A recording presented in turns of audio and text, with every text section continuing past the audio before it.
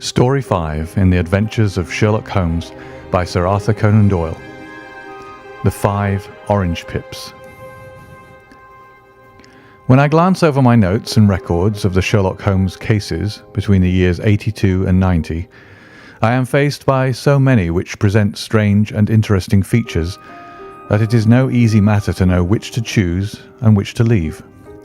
Some, however, have already gained publicity through the papers, and others have not offered a field for those peculiar qualities which my friend possessed in so high a degree, and which it is the object of these papers to illustrate. Some, too, have baffled his analytical skill, and would be as narratives, beginnings without an ending, while others have been but partially cleared up, and have their explanations founded rather upon conjecture and surmise than on that absolute logical proof which was so dear to him. There is, however, one of these last, which was so remarkable in its details, and so startling in its results, that I am tempted to give some account of it, in spite of the fact that there are points in connection with it which never have been, and probably never will be, entirely cleared up. The year 87 furnished us with a long series of cases of greater or lesser interest, of which I retain the records. Among my headings under this 12 months, I find an account of the adventure of the Paradol Chamber, of the Amateur Mendicant Society who held a luxurious club in the lower vault of a furniture warehouse, of the facts connected with the loss of the British barque Sophie Anderson, of the singular adventures of the Grice Pattersons in the islands of Uffa, and finally of the Camberwell poisoning case. In the latter, as may be remembered, Sherlock Holmes was able, by winding up the dead man's watch, to prove that it had been wound up 2 hours before, and that therefore the deceased had gone to bed within that time, a deduction which was of the greatest importance in clearing up the case. All these I may sketch out at some future date, but none of them present such singular features as the strange train of circumstances which I have now taken up my pen to describe. It was in the latter days of September, and the equinoctial gales had set in with exceptional violence. All day the wind had screamed and the rain had beaten against the windows, so that even here in the heart of great, handmade London, we were forced to raise our minds for the instant from the routine of life and to recognize the presence of those great elemental forces which shriek at mankind through the bars of his civilization, like untamed beasts in a cage. As evening drew in, the storm grew higher and louder, and the wind cried and sobbed like a child in the chimney.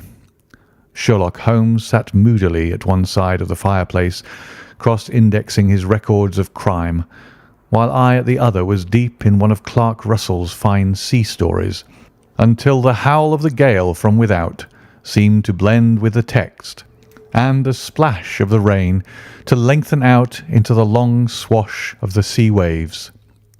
My wife was on a visit to her mother's, and for a few days I was a dweller once more in my old quarters at Baker Street.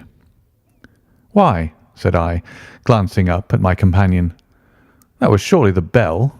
Who could come tonight? Some friend of yours, perhaps?" "Except yourself, I have none," he answered. "I do not encourage visitors." "A client, then?" "If so, it is a serious case. Nothing less would bring a man out on such a day and at such an hour. But I take it that it is more likely to be some crony of the landlady's." Sherlock Holmes was wrong in his conjecture, however, for there came a step in the passage and a tapping at the door. He stretched out his long arm to turn the lamp away from himself and towards the vacant chair upon which a newcomer must sit. "Come in," said he. The man who entered was young, some 22 at the outside, well-groomed and trimly clad, with something of refinement and delicacy in his bearing. The streaming umbrella which he held in his hand and his long, shining waterproof told of the fierce weather through which he had come. He looked about him anxiously in the glare of the lamp, and I could see that his face was pale and his eyes heavy, like those of a man who is weighed down with some great anxiety. I owe you an apology," he said, raising his gold pince-nez to his eyes. "I trust that I'm not intruding. I fear that I have brought some traces of the storm and rain into your snug chamber." "Give me your coat and umbrella," said Holmes. "They may rest here on the hook and will be dry presently. You have come up from the south-west, I see." "Yes, from Horsham." "That clay and chalk mixture which I see upon your toe-caps is quite distinctive." "I have come for your advice." "That is easily got." "And help." "That is not always so easy." "I have heard of you, Mr. Holmes. I heard from Major Prendergast how you saved him in the Tankerville Club scandal." "Ah, of course.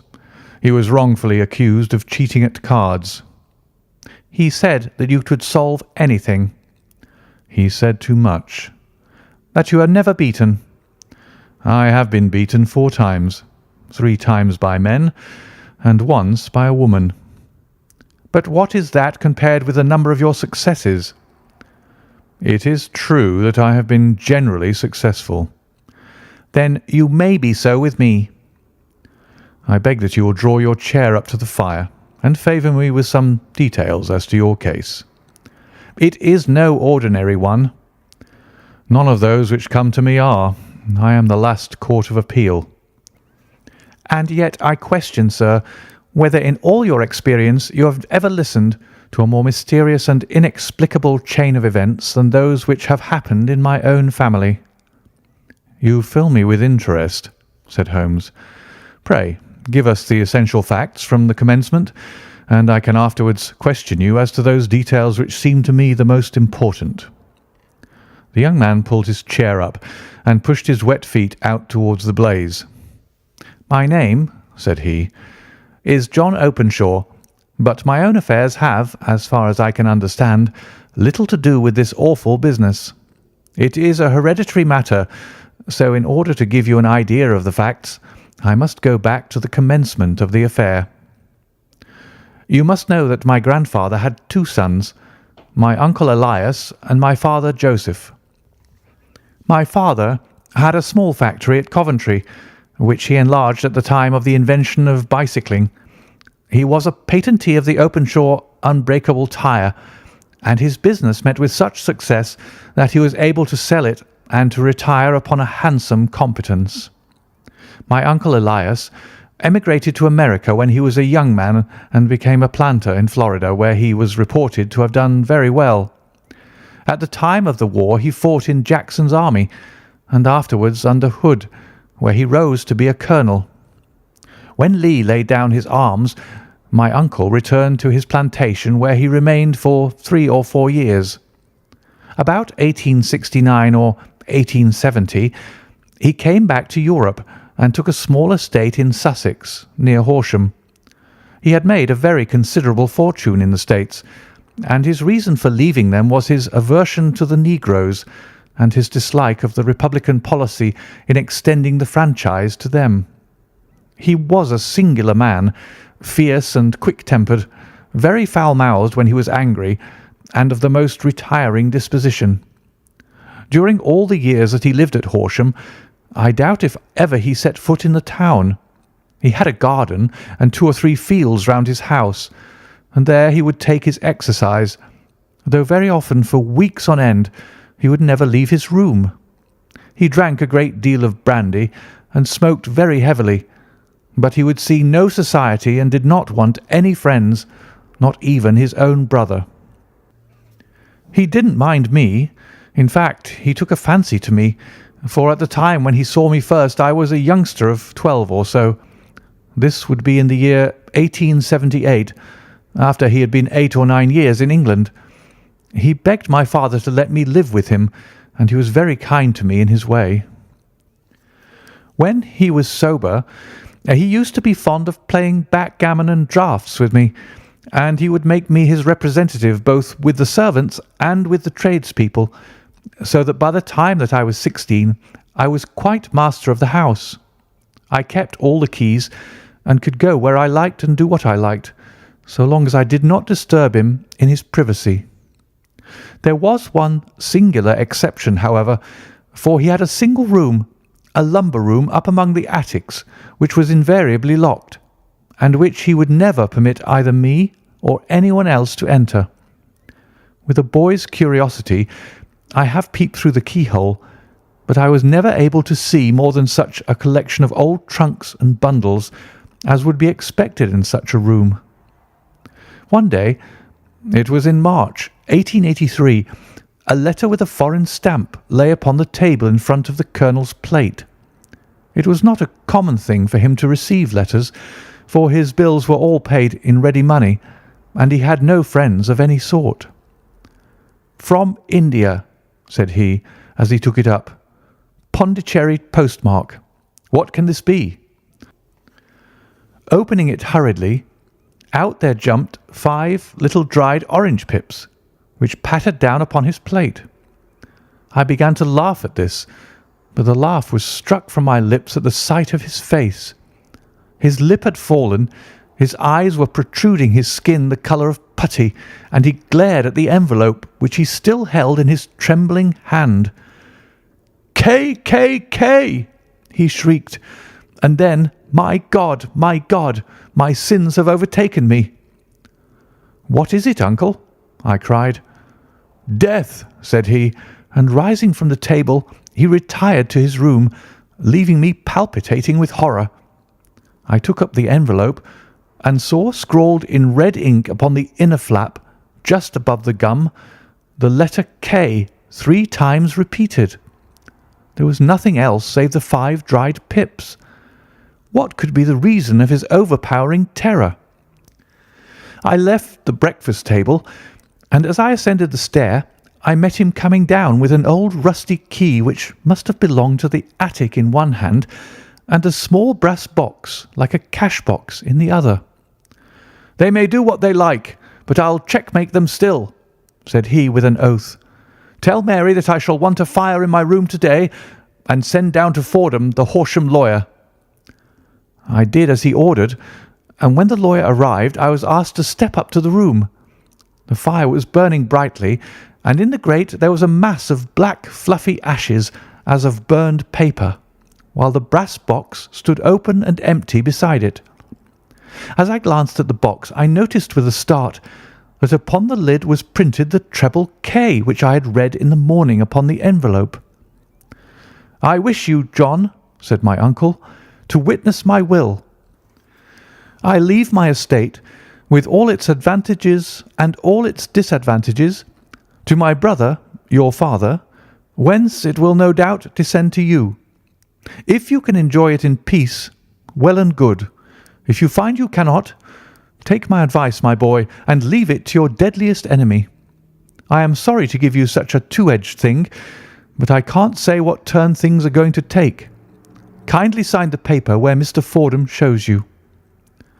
I signed the paper as directed, and the lawyer took it away with him. The singular incident made, as you may think, the deepest impression upon me, and I pondered over it and turned it every way in my mind without being able to make anything of it. Yet I could not shake off the vague feeling of dread which it left behind, though the sensation grew less keen as the weeks passed, and nothing happened to disturb the usual routine of our lives. I could see a change in my uncle, however. He drank more than ever, and he was less inclined for any sort of society.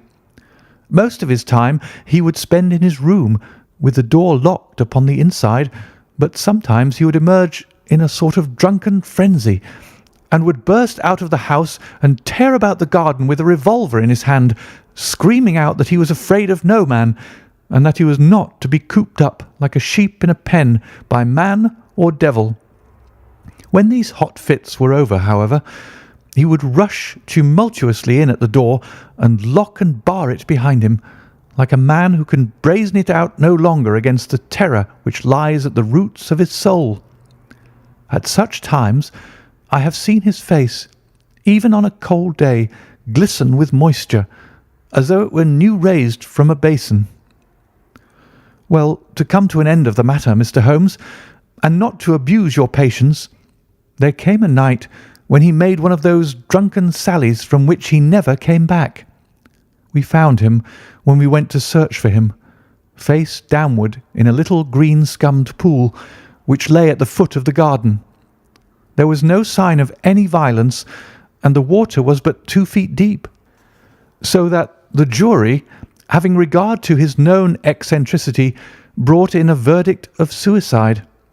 But I, who knew how he winced from the very thought of death, had much ado to persuade myself that he had gone out of his way to meet it.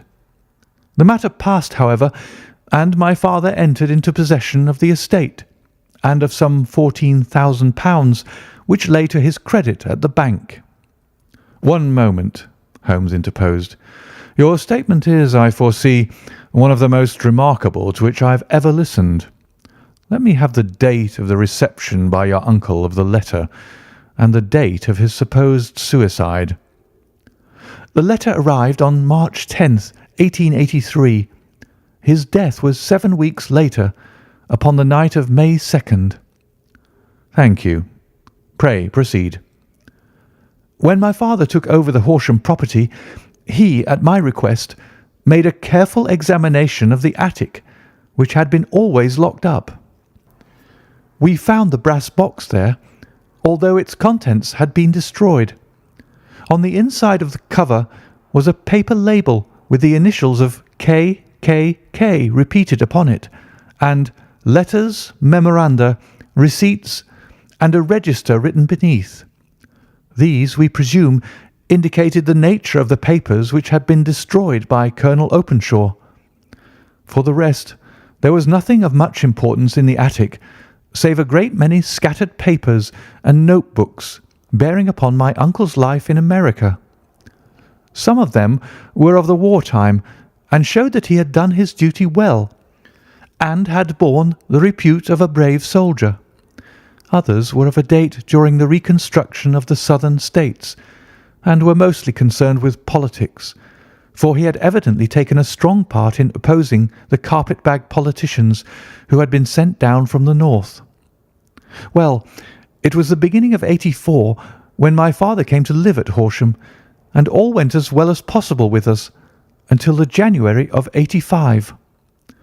On the 4th day after the New Year, I heard my father give a sharp cry of surprise as we sat together at the breakfast table. There he was, sitting with a newly opened envelope in one hand and 5 dried orange pips in the outstretched palm of the other one. He had always laughed at what he called my cock and bull story about the colonel, but he looked very scared and puzzled now that the same thing had come upon himself. "Why, what on earth does this mean, John?" he stammered. My heart had turned to lead. "It is K.K.K.," said I. He looked inside the envelope. "So it is," he cried. "Here are the very letters. But what is this written above them?" "Put the papers on the sundial," I read, peeping over his shoulder. "What papers? What sundial?" he asked. "The sundial in the garden. There is no other," said I. "But the papers must be those that are destroyed." "Pooh!" said he, gripping hard at his courage. "We are in a civilized land here, and we can't have tomfoolery of this kind. Where does the thing come from?" "From Dundee," I answered, glancing at the postmark. "Some preposterous practical joke," said he. "What have I to do with sundials and papers? I shall take no notice of such nonsense." "I should certainly speak to the police," I said. "And be laughed at for my pains? Nothing of the sort." "Then let me do so." "No, I forbid you. I won't have a fuss made about such nonsense." It was in vain to argue with him, for he was a very obstinate man. I went about, however, with a heart which was full of forebodings. On the 3rd day after the coming of the letter, my father went from home to visit an old friend of his, Major Freebody, who is in command of one of the forts upon Portsdown Hill. I was glad that he should go, for it seemed to me that he was farther from danger when he was away from home. In that, however, I was in error. Upon the 2nd day of his absence, I received a telegram from the Major imploring me to come at once. My father had fallen over one of the deep chalk pits which abound in the neighbourhood, and was lying senseless with a shattered skull. I hurried to him, but he passed away without having ever recovered his consciousness. He had, as it appears, been returning from Fareham in the twilight, and as the country was unknown to him and the chalk pit unfenced, the jury had no hesitation in bringing in a verdict of death from accidental causes. Carefully, as I examined every fact connected with his death, I was unable to find anything which could suggest the idea of murder. There were no signs of violence, no footmarks, no robbery, no record of strangers having been seen upon the roads, and yet I need not tell you that my mind was far from at ease, and that I was well nigh certain that some foul plot had been woven round him. In this sinister way I came into my inheritance. You will ask me why I did not dispose of it. I answer because I was well convinced that our troubles were in some way dependent upon an incident in my uncle's life, and that the danger would be as pressing in one house as another. It was in January 85 that my poor father met his end, and 2 years and 8 months have elapsed since then. During that time I have lived happily at Horsham, and I had begun to hope that this curse had passed away from the family, and that it had ended with the last generation. I had begun to take comfort too soon, however. Yesterday morning the blow fell in the very shape in which it had come upon my father. The young man took from his waistcoat a crumpled envelope, and turning to the table he shook out upon it 5 little dried orange pips. "This is the envelope," he continued. "The postmark is London, Eastern Division. Within are the very words which were upon my father's last message, K, K, K. And then put the papers on the sundial." "What have you done?" asked Holmes. "Nothing." "Nothing?" "To tell the truth," he sank his face into his thin white hands, "I have felt helpless. I have felt like one of those poor rabbits when the snake is writhing towards it. I seem to be in the grasp of some resistless, inexorable evil which no foresight and no precautions can guard against." "Tut, tut!" cried Sherlock Holmes. "You must act, man, or you are lost. Nothing but energy can save you. This is no time for despair." "I have seen the police." "Ah!" "But they listened to my story with a smile. I am convinced that the inspector has formed the opinion that the letters are all practical jokes, and that the deaths of my relations were really accidents, as the jury stated, and were not to be connected with the warnings." Holmes shook his clenched hands in the air. "Incredible imbecility!" he cried. "They have, however, allowed me a policeman, who may remain in the house with me." "Has he come with you tonight?" "No, his orders were to stay in the house." Again Holmes raved in the air. "Why did you come to me?" he cried. "And above all, why did you not come at once?" "I did not know. It was only today that I spoke to Major Prendergast about my troubles, and was advised by him to come to you." "It is really 2 days since you had the letter. We should have acted before this. You have no further evidence, I suppose, than that which you have placed before us? No suggestive detail which might help us?" "There is one thing," said John Openshaw. He rummaged in his coat pocket, and drawing out a piece of discoloured blue-tinted paper, he laid it out upon the table. "I have some remembrance," said he, "that on the day when my uncle burned the papers, I observed that the small unburned margins which lay amid the ashes were of this particular colour. I found this single sheet upon the floor of his room, and I am inclined to think that it may be one of the papers which has, perhaps, fluttered out from among the others, and in that way has escaped destruction. Beyond the mention of pips, I do not see that it helps us much. I think myself that it is a page from some private diary. The writing is undoubtedly my uncle's." Holmes moved the lamp, and we both bent over the sheet of paper, which showed by its ragged edge that it had indeed been torn from a book. It was headed March 1869, and beneath were the following enigmatical notices: 4th, Hudson came, same old platform. 7th, set the pips on Macaulay, Paramore, and John Swain of St. Augustine. 9th, Macaulay cleared. 10th, John Swain cleared. 12th, visited Paramore. All well. "Thank you," said Holmes, folding up the paper and returning it to our visitor. "And now you must on no account lose another instant. We cannot spare time even to discuss what you have told me. You must get home instantly and act." "What shall I do?" "There is but one thing to do. It must be done at once. You must put this piece of paper which you have shown us into the brass box which you have described. You must also put in a note to say that all the other papers were burned by your uncle, and that this is the only one which remains. You must assert that in such words as will carry conviction with them. Having done this, you must at once put the box out upon the sundial as directed. Do you understand?" "Entirely." "Do not think of revenge or anything of the sort at present. I think that we may gain that by means of the law, but we have our web to weave while theirs is already woven. The first consideration is to remove the pressing danger which threatens you. The second is to clear up the mystery and to punish the guilty parties." "I thank you," said the young man, rising and pulling on his overcoat. "You have given me fresh life and hope. I shall certainly do as you advise." "Do not lose an instant.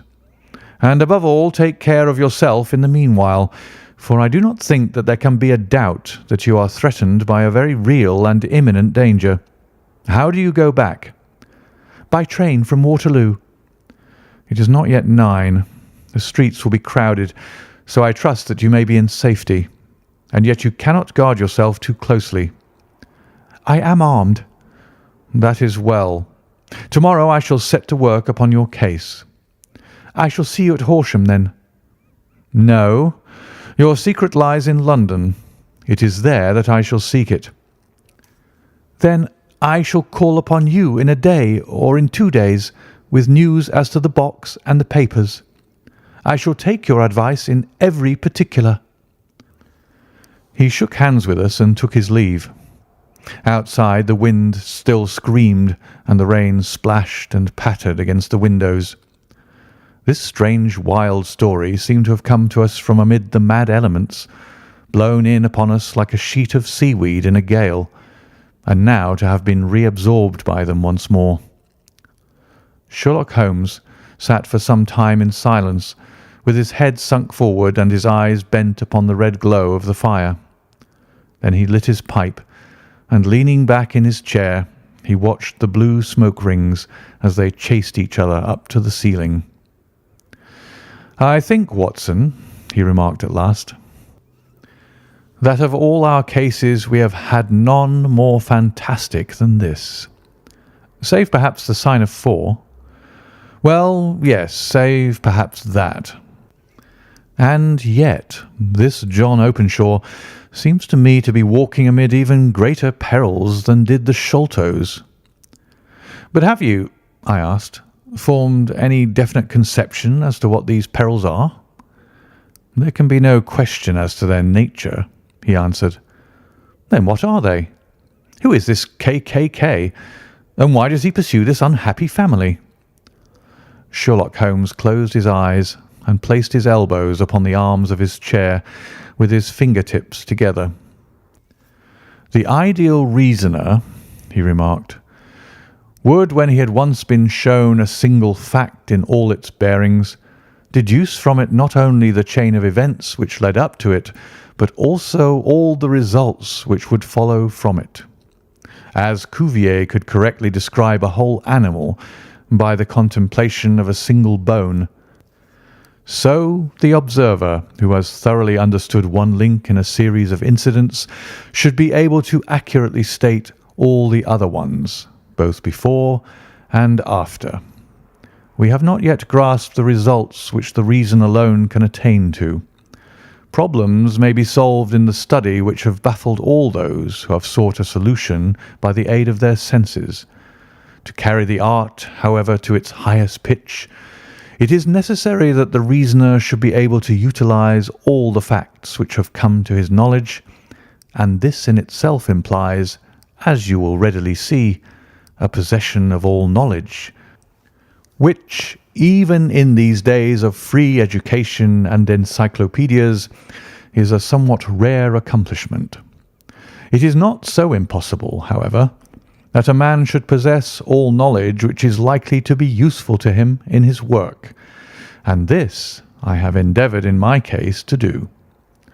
If I remember rightly, you on one occasion, in the early days of our friendship, defined my limits in a very precise fashion. Yes, I answered, laughing. It was a singular document. Philosophy, astronomy, and politics were marked at 0, I remember. Botany variable, geology profound as regards the mudstains from any region within 50 miles of town, chemistry eccentric, anatomy unsystematic, sensational literature and crime records unique, violin player, boxer, swordsman, lawyer, and self-poisoner by cocaine and tobacco. Those, I think, were the main points of my analysis. Holmes grinned at the last item. Well, he said, I say now, as I said then, that a man should keep his little brain attic stocked with all the furniture that he is likely to use, and the rest he can put away in the lumber room of his library, where he can get at it if he wants it. Now, for such a case as the one which has been submitted to us tonight, we need certainly to muster all our resources. Kindly hand me down the letter K of the American Encyclopedia, which stands upon the shelf beside you. Thank you. Now, let us consider the situation and see what may be deduced from it. In the first place, we may start with a strong presumption that Colonel Openshaw had some very strong reason for leaving America. Men at his time of life do not change all their habits and exchange willingly the charming climate of Florida for the lonely life of an English provincial town. His extreme love of solitude in England suggests the idea that he was in fear of someone or something, so we may assume as a working hypothesis that it was fear of someone or something which drove him from America. As to what it was he feared, we can only deduce that by considering the formidable letters which were received by himself and his successors.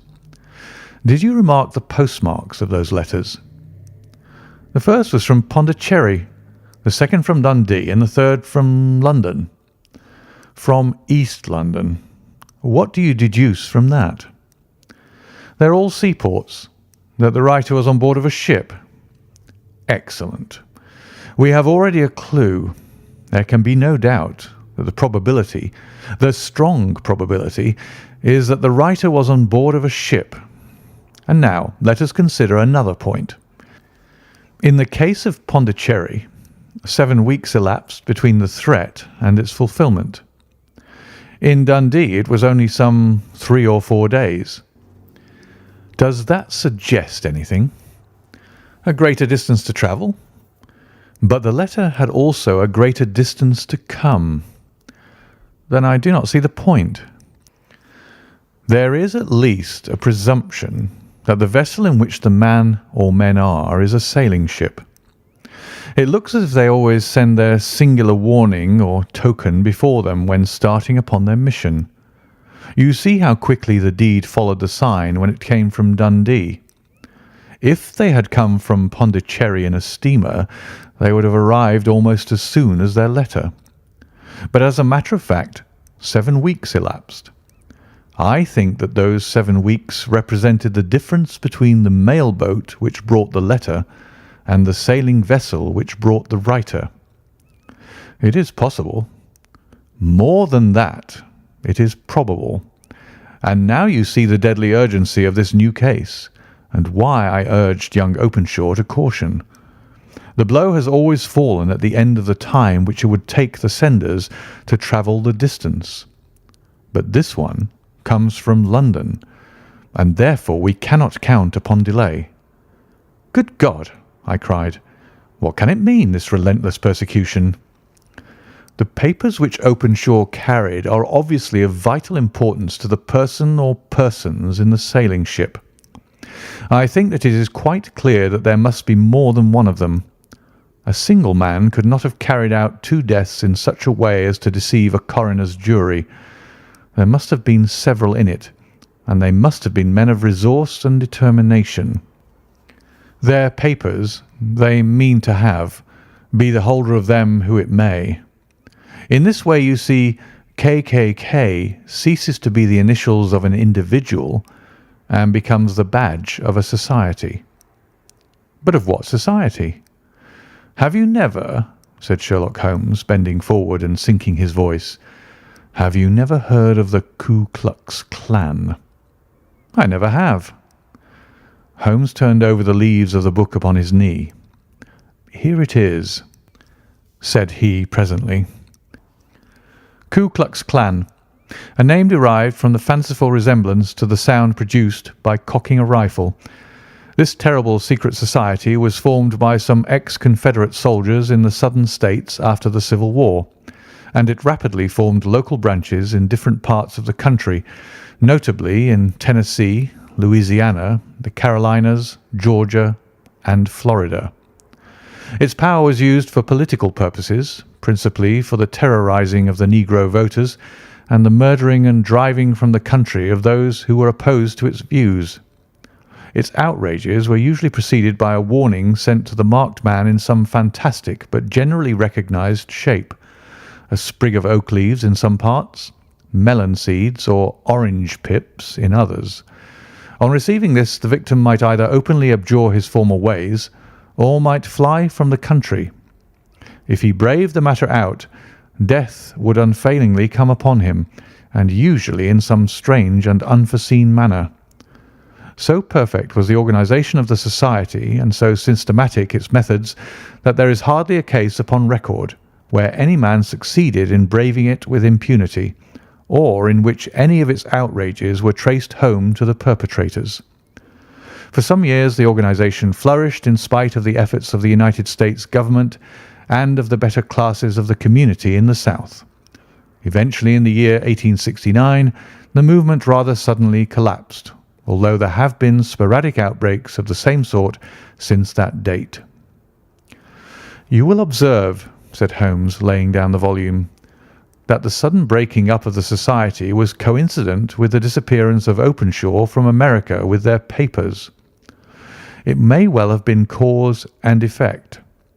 It is no wonder that he and his family have some of the more implacable spirits upon their track. You can understand that this register and diary may implicate some of the first men in the South, and that there may be many who will not sleep easy at night until it is recovered. Then the page we've seen is such as we might expect. It ran, if I remember right, sent the pips to A, B, and C, that is, sent the society's warning to them. Then there are successive entries that A and B cleared or left the country, and finally that C was visited with, I fear, a sinister result for C. Well, I think, Doctor, that we may let some light into this dark place, and I believe that the only chance young Openshaw has in the meantime is to do what I have told him. There is nothing more to be said or to be done tonight, so hand me over my violin, and let us try to forget for half an hour the miserable weather and the still more miserable ways of our fellow men. It had cleared in the morning, and the sun was shining with a subdued brightness through the dim veil which hangs over the great city. Sherlock Holmes was already at breakfast when I came down. "You will excuse me for not waiting for you," said he. "I have, I foresee, a very busy day before me in looking into this case of young Openshaw's." "What steps will you take?" I asked. "It will very much depend upon the results of my first inquiries. I may have to go down to Horsham after all." "You will not go there first?" "No, I shall commence with the city. Just ring the bell and the maid will bring up your coffee." As I waited, I lifted the unopened newspaper from the table and glanced my eye over it. It rested upon a heading which sent a chill to my heart. "Holmes," I cried, "you're too late." "Ah," said he, laying down his cup. "I feared as much. How was it done?"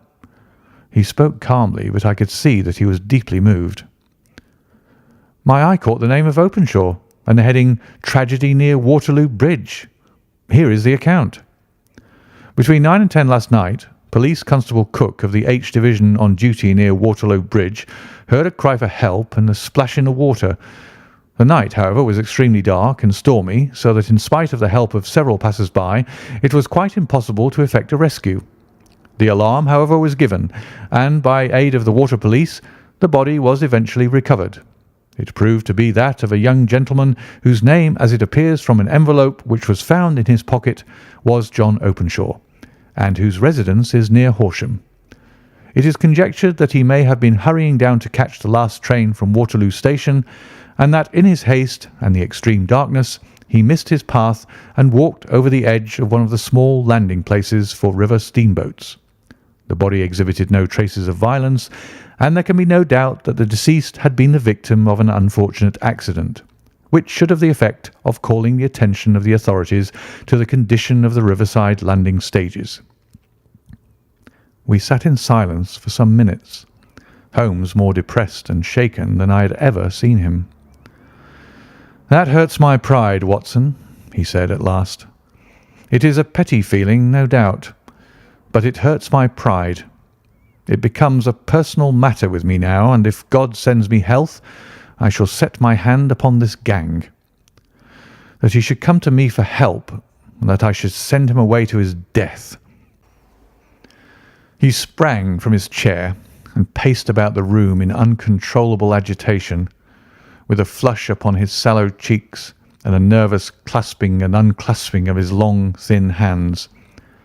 "They must be cunning devils," he exclaimed at last. "How could they have decoyed him down there? The embankment is not on the district line to the station. The bridge, no doubt, was too crowded, even on such a night, for their purpose. Well, Watson, we shall see who will win in the long run.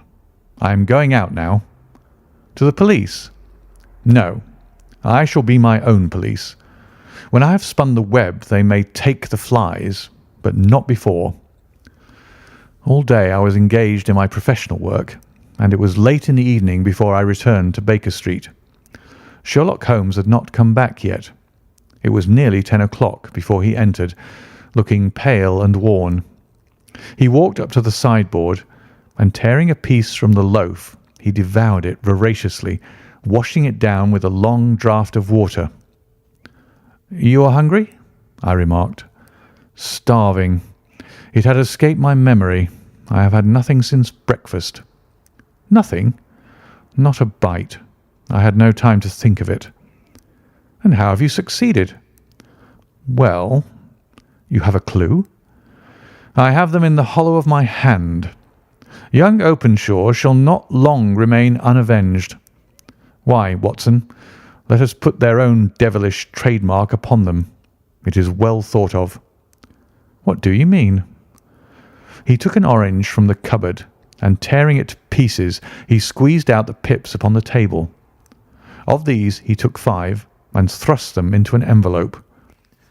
On the inside of the flap he wrote S.H. for J.O. Then he sealed it and addressed it to Captain James Calhoun, Bark Lone Star, Savannah, Georgia. "That will await him when he enters port," said he, chuckling. "It may give him a sleepless night. He'll find it as sure a precursor of his fate as Openshaw did before him." "And who is this Captain Calhoun?" The leader of the gang. I shall have the others, but he first." "How did you trace it, then?" He took a large sheet of paper from his pocket, all covered with dates and names. "I have spent the whole day," said he, "over Lloyd's registers and files of the old papers, following the future career of every vessel which touched at Pondicherry in January and February in '83. There were 36 ships of fair tonnage which were reported there during those months. Of these, one, the Lone Star, instantly attracted my attention, since although it was reported as having cleared from London, the name is that which is given to one of the states of the Union. Texas, I think. I was not and am not sure which, but I knew that the ship must have an American origin. What then? I searched the Dundee records, and when I found that the barque Lone Star was there in January '85, my suspicion became a certainty. I then inquired as to the vessels which lay at present in the port of London. Yes? The Lone Star had arrived here last week. I went down to the Albert Dock and found that she had been taken down the river by the early tide this morning, homeward bound to Savannah. I wired to Gravesend and learned that she had passed some time ago, and as the wind is easterly, I have no doubt that she is now past the Goodwins and not very far from the Isle of Wight." "What will you do, then?" "Oh, I have my hand upon him. He and the two mates are, as I learn, the only native-born Americans in the ship. The others are Finns and Germans. I know also that they were all three away from the ship last night. I had it from the stevedore, who's been loading their cargo. By the time that their sailing ship reaches Savannah, the mailboat will have carried this letter, and the cable will have informed the police of Savannah that these three gentlemen are badly wanted here upon a charge of murder. There is ever a flaw, however, in the best laid of human plans, and the murderers of John Openshaw were never to receive the orange pips which would show them that another, as cunning and as resolute as themselves, was upon their track. Very long and very severe were the equinoctial gales that year. We waited long for news of the Lone Star of Savannah, but none ever reached us. We did at last hear that somewhere, far out in the Atlantic, a shattered stern post of a boat was seen swinging in the trough of a wave, with the letters L.S. carved upon it. And that is all which we shall ever know of the fate of the Lone Star. End of the 5 Orange Pips.